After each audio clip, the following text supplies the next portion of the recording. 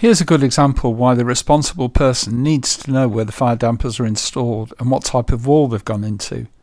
If there's a fire that causes this ductwork to collapse, the responsible person needs to know that it's designed to break away from the damper and not pull it out of the wall, letting smoke through.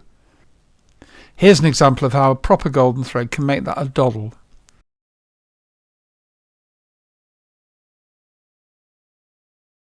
On this new college project, JJ Rhatigan and Sodexo used different software applications but applied data standards to ensure everything was glued together.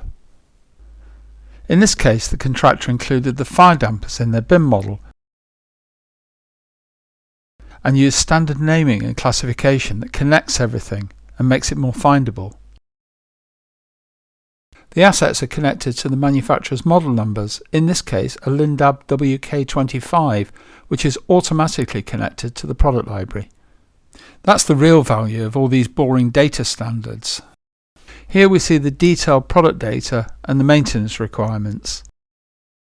And the FM is presented with a simple floor plan that pinpoints where that individual damper is, which compartment wall it's part of, and which spaces it's protecting. Another way of finding that damper is from the asset schedule.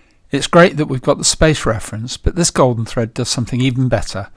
It provides a direct connection between the asset in the schedule and automatically zooms to its location in the as-built 360 photo, so we don't get mixed up with the other three dampers in this space.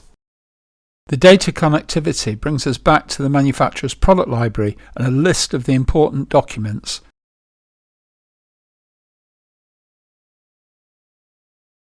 In this case, the Declaration of Performance.